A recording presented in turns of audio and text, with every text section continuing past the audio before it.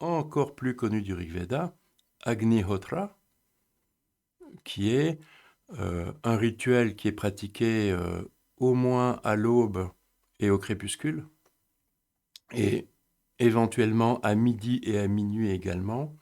Bon, le rituel dure 1 heure à 2 heures dans sa forme originale, à pratiquer 4 fois par jour pour, euh, pour marquer la présence du brahman, du porteur de parole, pour marquer sa présence et son lien à la manifestation avec l'aube et avec le crépuscule.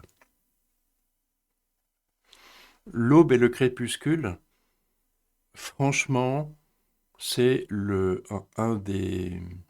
des choses les plus importantes qu'il convient de percuter.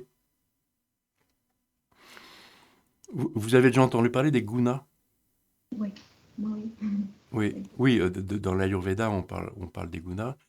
Mais les gunas, en fait, c'est l'expression de ce qui apparaît, quelque chose, enfin, c'est lié euh, à l'apparition du monde dans les Védas. Donc les gunas, C'est c'est lié, pardon, ça a coupé, à pardon. l'apparition du monde. Oui, oui, oui. Sattva, le monde apparaît. Rajas, le monde se déploie. Et Tamas, le monde se résorbe. Alors, c'est vrai, c'est un peu bizarre, parce que très matériellement, nous ne voyons pas le monde apparaître, se déployer, puis se résorber. Par contre, le rituel de Agnihotra est là pour que nous participions véritablement à cela, chaque jour apparaît, se déploie et se résorbe. Et la résorption du jour, le tamas du jour, fait le sattva de la nuit qui apparaît. Vous voyez, le jour décline, le jour décline, il décline, il décline, il décline. Et à mesure qu'il décline, tu vois, c'est un glissement, la nuit apparaît. Et elle se déploie, elle se résorbe et le jour apparaît. Et vous voyez, de ces trois gunas, euh, un cycle apparaît. C'est-à-dire que un temps cyclique, enfin le temps apparaît. Alors là, on est en dissonance cognitive, nous. Parce que pour nous, le temps est linéaire, ça va d'une origine à une fin, et c'est de mieux en mieux ou de pire en pire. Il y a, ou nous fantasmons un progrès infini, ou nous fantasmons un déclin vers la fin. Bon, dans notre délire culturel. Mais n'oubliez pas que nos délires culturels sont d'ordre religieux, en fait. Que ce soit en Inde ou ici, c'est la religion, c'est-à-dire ce qui fait société, ce sont les croyances qui permettent à la société d'être, qui font notre fond culturel. Or, n'oubliez pas, je vous le redis encore une fois, que l'enseignement de yoga est en dessous complètement des religions de l'Inde. Et tient une valeur, enfin je parle de Sanatana Dharma hein, quand je parle de l'enseignement de yoga, c'est-à-dire que c'est ce qui est sur votre feuille. Les Védas, les Brahmanas et les Aranyakas, les Upanishads anciennes, les Darshanas, au même moment le bouddhisme, qui est à la fois un enseignement de yoga et des religions, et de l'autre côté, les épopées, le Mahabharata et surtout les Puranas, qui sont des... Les Puranas, vous savez, qui mettent en scène, par exemple, les divinités de la Trimurti, qui les mettent en scène comme des personnages anthropomorphes. Complètement délirant, c'est du Disney, si tu veux. Rien à voir avec l'enseignement du yoga, mais ça fait une narration, comme on dirait aujourd'hui, du storytelling. Ça fait une narration religieuse. Parce que le but de la religion, ce n'est pas de favoriser la clairvoyance, c'est de faire société et que les paysans soient paysans, que les intouchables soient intouchables et que les, les, les, les monarques soient monarques et les brahmanes brahmanes, etc. Vous voyez, c'est pas le même truc. Alors que dans l'enseignement du yoga, c'est pas du tout la question. Les personnes qui s'intéressent à l'enseignement du yoga sont là pour être dans le rapport qualitatif le plus vrai possible au monde, aux êtres, à ce qui se passe, quoi, à ce qui advient. Tu voulais dire un truc, Philippe, du coup? C'est gentil de m'avoir laissé finir. Non, non, j'avais, par rapport au Purana, j'avais l'image du cinéma indien qui s'est engouffré là-dedans Ouais. et qui donne des représentations anthropomorphes, comme tu dis, des divinités indiennes. Mais les représentations anthropomorphes sont, dans les Puranas, déjà littéraires. Ouais, C'est-à-dire qu'on fait discuter entre eux, les divinités parlent entre elles et s'enseignent les unes les autres. c'est ça. Cette forme littéraire est apparue en Inde avec les Upanishads. L'Upanishad typique, le maître et l'élève discutent. L'élève questionne, le maître répond. Dans les Puranas, ça devient le maître questionne peut-être parfois, enfin l'élève questionne son maître, mais souvent c'est copié-collé dans des divinités anthropomorphes dont l'une est l'élève et l'autre le maître. Et cette forme littéraire-là se retrouve très puissamment après dans les tantras, à partir du IVe siècle peut-être, avec un corpus immense vers le Xe siècle. Les tantras poursuivent l'enseignement. Je vous ferai un meilleur topo tout à l'heure, plus synthétique sur cette question chronologique. On retrouve euh, la déesse, et ça j'aime beaucoup dans les tantras shivaïtes, c'est que souvent la déesse questionne Shiva comme s'il était le maître, mais dans la relation, dans le tantra, en fait la déesse est le maître. Oui, il y a souvent cette inversion qui est absolument ravissante et très enseignante sur comment dire, le devenir des polarités, justement, alors qu'elles dansent ensemble, alors que ça devient un cycle. Donc, retenez bien de ce que je viens de...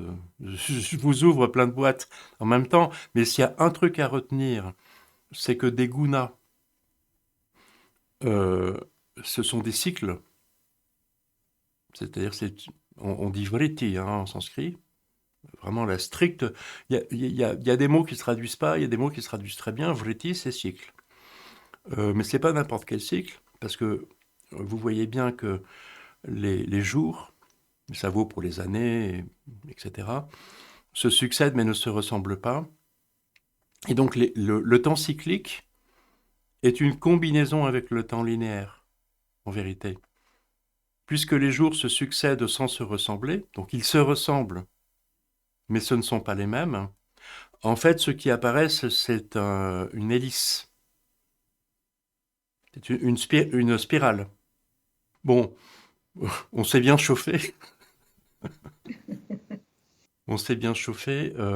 Donc, si vous voulez, on en était au départ à comment est-ce qu'on pourrait être il y a 3500 ans avec ces rituels védiques. Alors, je vous parlais du rituel du cheval. Bon, on n'a pas vraiment accès. Mais je vous parlais aussi de Agnihotra, où là, on a complètement accès. Donc ça, on a complètement accès à l'aube et au crépuscule, on n'en profite pas. D'ailleurs, la nuit, on a complètement accès à Ka, le firmament, c'est-à-dire ce cosmos fait de soleil là qui est visible au firmament la nuit, c'est extraordinaire. C'est Ka en sanskrit. Et c'est à partir de ce Ka qu'on forme Sukha et Dukkha, qui exprime que le firmament, Sukha, tourne rond, ou Dukkha, de guingois. Pour être en rapport à ce firmament, à l'aube, au crépuscule, à la journée en ce qu'elle est une aventure, c'est juste extraordinaire. Ça, on peut. Et en pratiquant ces célébrations, eh bien, tu te rapproches par la pratique. Tu les fais comme tu veux, les célébrations. Tu n'es pas obligé de faire ton rituel comme les brahmanes. Bon, faire du feu, c'est important. En fait, cette cérémonie, voilà, c'est pour célébrer le feu, en fait, hein, Agni. Ouais. Hein, donc Oui, mais là-bas, Agni, en ce qu'il est, la représentation du soleil, dans le rituel, oui, c'est tout. oui, dans la transformation, dans tout ça. Voilà, etc., etc., microcosme, macrocosme. Mais va savoir, le brahman qui fait ça machinalement depuis le début de sa vie, va savoir ce qu'il est en train de vivre, tu sais pas. Mm. Donc la question, il y a aussi une ignorance du rituel. Donc nous, notre question, alors ça, c'est les grands débats des brahmanas. Les brahmanas, puis la Chandogya Upanishad, et puis les tantras, enfin, puis les Brahma-sutras dans les darshanas, ce qui fait le Vedanta, et les tantras plus tard. La grande question, c'est que la connaissance rend idiot, enfin le savoir rend idiot, et donc ce qui devrait être une connaissance le résorbe et disparaît comme dans un trou noir, si tu veux. Tu vois, en termes de mouvement, c'est vraiment l'idée du trou noir où tout s'effondre et disparaît par non-présence et par absorption dans la préoccupation. C'est-à-dire que ce n'est jamais gagné, quoi. Mais en tout cas, pour nous qui sommes un peu vierges de tout, nous bénéficions de la chance du débutant. Et célébrer un peu sérieusement l'aube et le crépuscule, au moins pendant un temps de sa vie, c'est comme la pratique de la méditation. Mm. Tu vois, c'est des temps. Bon, c'est bien de le faire, quoi. Et parce que là, tu te joins à cette espèce de corpus de, de toutes les personnes qui ont fait ça, et ça commence à prendre du sens. Qu'est-ce que c'est que les Védas? De quoi ça parle? Ça parle de ça, en fait. Et ça va très loin, puisqu'il s'agit de pratiquer des rituels euh, de type divinatoire. Enfin, vous voyez, il y a, dans la magie ou le chamanisme, il y a un peu deux pôles. Il y a le pôle divinatoire clairvoyant, mais qui va de pair avec le pôle pouvoir. L'un ne va pas sans l'autre. C'est-à-dire qu'il s'agit de se relier à des shaktis, à des puissances qui sont là dans le monde. Il s'agit de s'y associer, et c'est ça le sens du mot yoga, c'est de se joindre à dharma, c'est-à-dire ce qui soutient, ce qui porte. Donc dharma, essentiellement, c'est ce qui porte le firmament, le cosmos, les étoiles, les soleils dans le ciel. On voit bien que ce n'est pas une anarchie, c'est une cohérence. Tout se tient très bien magnétiquement entre les éléments. Et en plus, il y a un mouvement d'horlogerie qui laisse supposer que il y a un ordre cosmique. Et c'est cet ordre cosmique que l'on retrouve à l'intérieur de la matière elle-même. Et ça, c'est scientifiquement une évidence maintenant, mais c'est aussi une évidence, je pense, pour les anciens scientifiques dont nous parlons là. Euh, eh bien, ce dharma qui permet par cette cohérence, tu vois, une traduction de dharma, cohérence, c'est la meilleure. Après, Cohérence ou cohésion?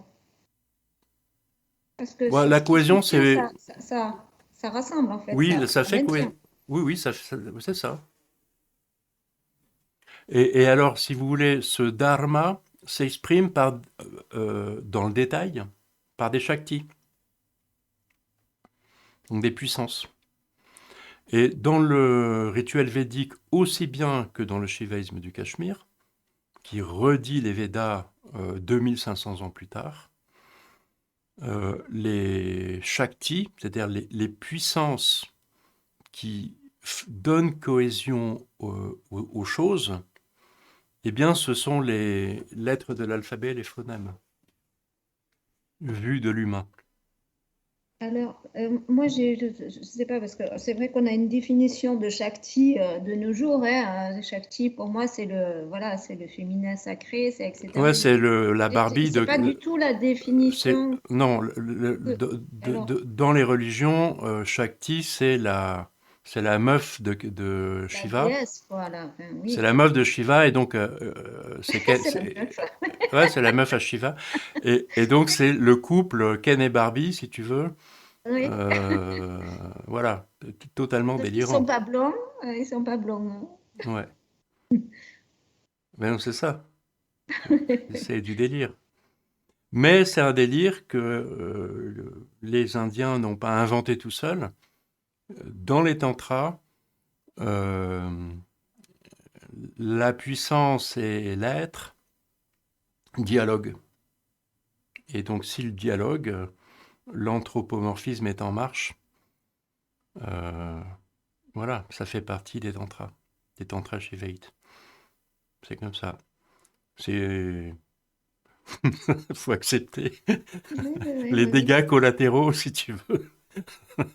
Mais pourtant, les tantras qui mettent en scène des personnages anthropomorphes, puisqu'ils parlent, dans leurs propos, ne cessent de dire qu'ils ne sont pas ce qu'ils ont l'air d'être.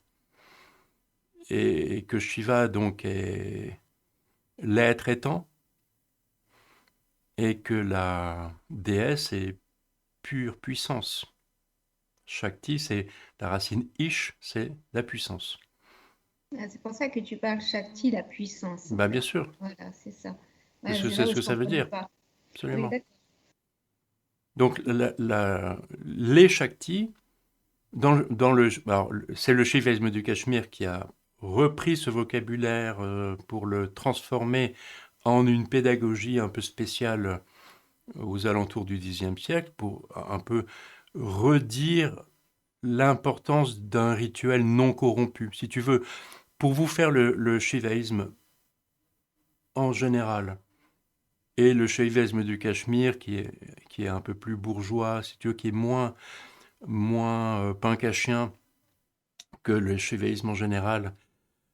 Parce que le Cachemire, vous voyez, dans le piémont himalayen, c'est un peu comme la Suisse vis-à-vis des Alpes. C'est un petit territoire qui est marqué dans le relief, et c'est un petit paradis sur Terre. Alors on fait son fromage, on n'a pas besoin du reste du monde. On a du fromage, on a de l'eau, on est content, on est autosuffisant. Mm. Et donc, on se paye le luxe d'une aristocratie lumineuse, comme nous on parle des Lumières, si tu veux, d'une aristocratie éclairée qui va renvoyer le brahmanisme corrompu et ces imbéciles de bouddhistes dos à dos pour les deux formes de corruption de l'époque, si tu veux, les deux formes de pouvoir institutionnel corrompu de l'époque, qui va les renvoyer dos à dos et qui va réaffirmer ce que c'est que une tradition qui a du sens, à un moment où la tradition est totalement corrompue selon eux. Ça, c'est classique, on connaît ça en politique. Et c'est très intéressant ce shivaïsme du Cachemire, parce que vers l'an 1000, ça redit tout ce qu'on savait déjà. Ça ne dit rien de nouveau. Au contraire, ça ne dit rien de nouveau, ça ne dit que de l'ancien qui avait été perdu. Et ça met à l'honneur ce qu'on appelle Kula, la famille des puissances, qui est l'alphabet et ses phonèmes. Et qui donc au sein du rituel sont ce qui permet à l'être humain de dire les puissances et donc de créer un rituel efficace. Donc les puissances qui sont pour faire apparaître un rocher ne sont pas en réalité les lettres et les phonèmes. C'est quelque chose de... On ne sait pas ce que c'est, si tu veux. Mais pour un être humain, c'est les lettres et les phonèmes qui lui permettent de participer à ce dharma, à cette cohérence. Et donc là, tu as le béaba du rituel védique et donc du rituel tantrique, qui n'est qu'une réactualisation du rituel dans un monde corrompu.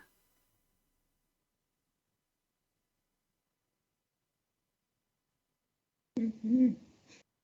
Donc tu vois, on n'est pas dans des trucs sur le masculin, le féminin, enfin oui, mais c'est pas l'essentiel, quoi. Le Mhm. masculin et le féminin associés à Shiva et à Shakti, c'est plutôt un piège. En vérité, le masculin est fait de Shiva et la puissance, et le féminin est fait de Shiva et la puissance. Mais c'est vrai qu'il y a quand même quelque chose pour qu'on nomme la déesse, donc on nomme cette Shakti déesse, mais si tu veux, le monde védique l'a nommée Prakriti. Oui. Donc pra, le préfixe pra, ce qui précède, kriti, c'est en référence à karman, donc karman, c'est l'acte et son fruit, l'acte absolu qui fait apparaître le monde, et son fruit, le monde, en un Mhm. seul lot. Et donc, prakriti, c'est ce qui fait ça. Le nommer plus tard puissance, en fait, on dit la même chose. Le nommer Shakti, qu'on dise Prakriti ou qu'on dise Shakti, on dit la même chose. Mhm. Pas de problème, c'est complètement cohérent. Et sur la place de Purusha vis-à-vis de Shiva, pareil, on est en pleine cohérence. Pleine cohérence. L'être est, et c'est tout. C'est-à-dire que sa Shakti à lui, il n'en a qu'une, c'est d'être.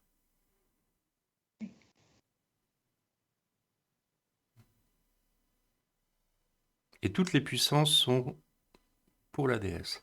Donc ça, c'est pas du tout une invention du shivaïsme, c'est une réactualisation du shivaïsme. Le shivaïsme redit ce que ces corrompus de brahmanes et ces crétins de bouddhistes, non, je déconne, je me mets à la place d'Abhinavagupta qui peut tenir ce genre de langage dans ses commentaires. Euh, voilà. En l'an 1000, je crois à Abhinavagupta sur parole. Vu ce que devient le pouvoir de nos jours, en termes de corruption et de pauvreté, quoi, et de fausseté. Je crois à Abhinavagupta sur parole, on vit la même chose.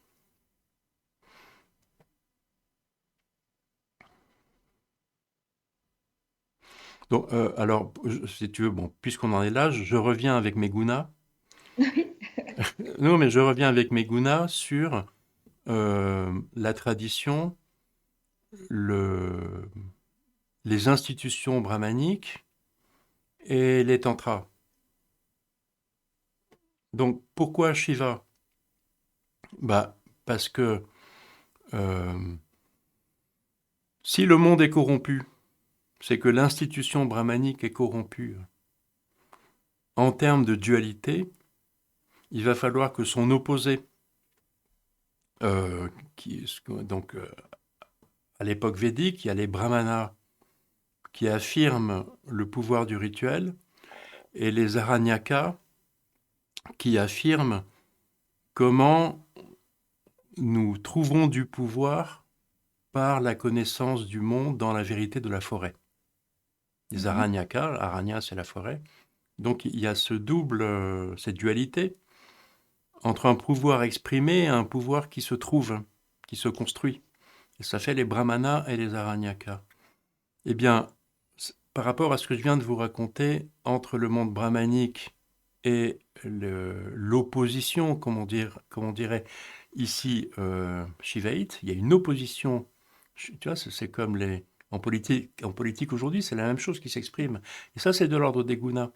C'est-à-dire qu'il y a une polarité euh, qui se crispe, donc qui dans Rajas se crispe, mais pour que la roue continue de tourner, il faut que dans la forêt, une intelligence émane et vienne amender ce qui était institutionnalisé et qui se dessèche pour que la roue tourne. En fait, il faut des révolutions. Regarde le génie du français. Le français nomme révolution, c'est-à-dire tour de roue, quelque chose que les gunas nomment aussi révolution. C'est-à-dire que pour que la roue tourne, il faut qu'il y ait un pouvoir qui en amende ou en remplace, peu importe, un autre. Et alors la vie poursuit ses cycles. Ouais. Et c'est pour ça que c'est absolument essentiel qu'il y ait un monde du pouvoir institutionnel représenté caricaturalement par les brahmanes et qu'il y ait un quart monde des sadhus, des yoginath quand c'est un peu plus institutionnalisé ou encore mieux institutionnalisé au Cachemire comme le shivaïsme du Cachemire parce que ça fait des forces contraires qui viennent en fait amender. Alors, le Sanatana Dharma, c'est-à-dire le Dharma perpétuel, éternel dans le sens de perpétuel, peut continuer à se déployer du fond des âges à aujourd'hui. Ça, c'est vraiment le sens de la tradition. Là, si vous voulez, notre propos d'aujourd'hui, je vous déploie le premier sutra des Yoga Sutras. Atta Yoganusasanam. Maintenant, l'enseignement de yoga. Eh bien, le maintenant, le Atta, il est dans une continuité.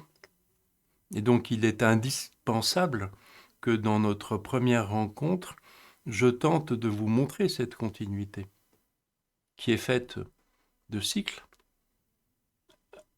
animés par des opposés, qui se déploient et qui font respiration.